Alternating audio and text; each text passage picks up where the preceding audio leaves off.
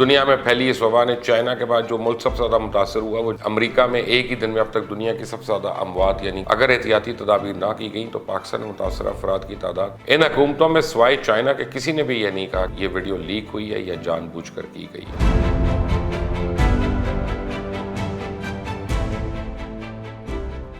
अस्सलाम वालेकुम, मेरा नाम मुबश्शिर लुकमान, आप देख रहे हैं मुबश्शिर लुकमान यूट्यूब चैनल। फरवरी के आखिर तक दुनिया में फैली इस वबा ने चाइना के बाद जो मुल्क सबसे ज़्यादा मुतासर हुआ वो जनूबी कोरिया था।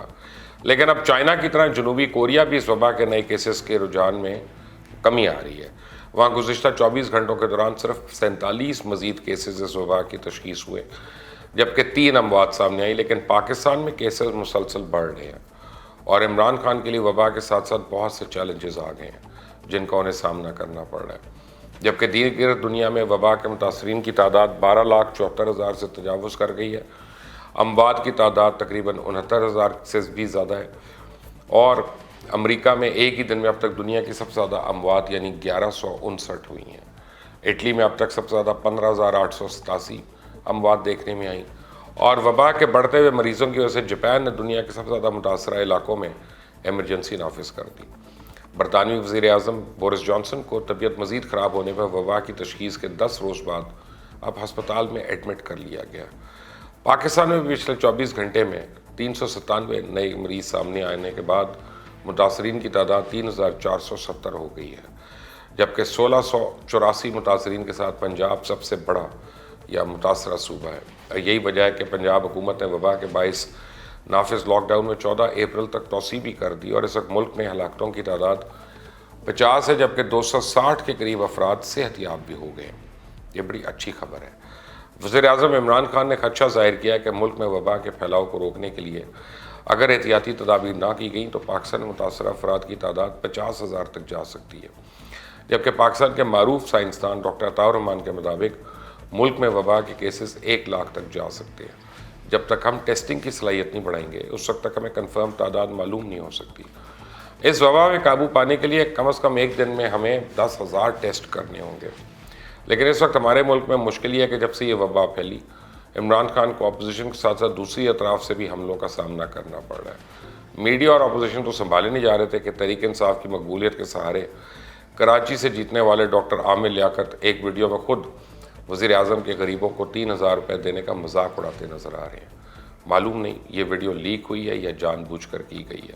बात यहीं ख़त्म नहीं हुई बल्कि जुल्फ़ी बुखारी के ख़िलाफ़ पाकिस्तान बॉर्डर के मामले को ले जाकर सोशल मीडिया पर बाकायदा एक महाज खोल लिया गया और मुश्किल ये थी कि अपने लोगों को वापस बुलाते थे तो कहा जाता था इनकी वजह से वबा फैल रही है, और वापस नहीं बुलाते तो शोर किया जाता था इन लोगों को लावारिस छोड़ दिया।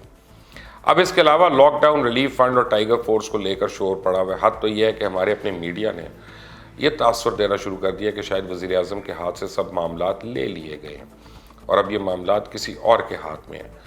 वज़ीर आज़म इमरान खान के सहाफ़ियों से जो पहली मुलाकात हुई थी उस दिन वो मुकम्मल लॉकडाउन के हक़ में नहीं थे और आज भी नहीं है। और सिर्फ इमरान खान ही नहीं बल्कि टर्की, जहाँ वबा केसेस की कुल तादाद 27,000 से बढ़ गई है, वहाँ भी उनके प्रेसिडेंट जो हैं वो मुकम्मल लॉकडाउन के हक़ में नहीं रहे, बल्कि उन्होंने अपने लोगों को घर में रहने की बार बार तलकीन की है।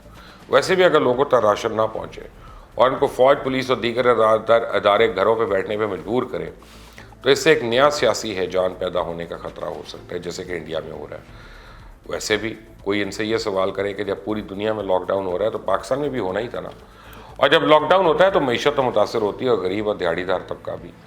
और इसके अलावा इमरान खान ने टाइगर फोर्स के ज़रिए लोगों को राशन पहुँचाने की बात तो की है ताकि लॉकडाउन की वजह से गरीब दिहाड़ीदार भूखे न मरें।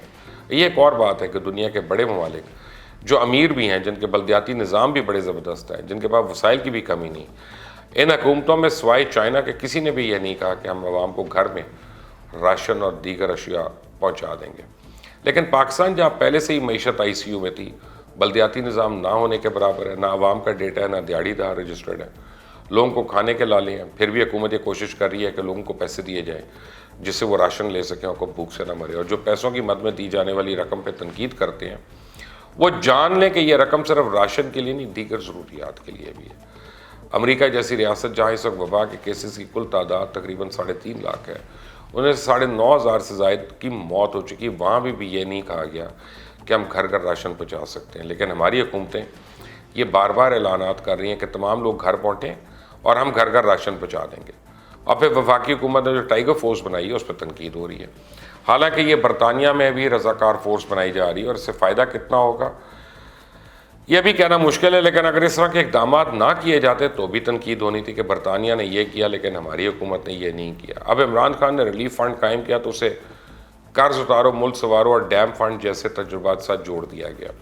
अभी लॉकडाउन में तोसी कर दी गई है और जितना तवील ये अरसा होता जाएगा इसके कई मनफी नताइज भी आएंगे और फिर यही सहाफ़ी और अपोजिशन जमातें शोर मचाएंगी कि हुकूमत के गलत फैसलों की वजह से ये नुकसान बर्दाश्त करना पड़ा। इसी मेरी तो राय है कि वज़ीर-ए-आज़म इमरान खान को सब तनकीद और शोर जो है उसको इग्नोर करके मौजूदा सूरत हाल के साथ साथ आगे के लिए भी लाएअमल तय करना चाहिए कि हमने इन सब सूरत हाल से निकलना कैसे है। इन मसाइल को हल करने के लिए जो फ़ैसले करने हैं वो उन्होंने खुद ही करने हैं, कोई और तो नहीं आके करेगा। आप देख रहे हैं मुबश्शिर लुकमान यूट्यूब चैनल, इसको सब्सक्राइब करें, बेल आइकॉन को प्रेस करें। अंटिल द नेक्स्ट टाइम, अल्लाह हाफ़िज़।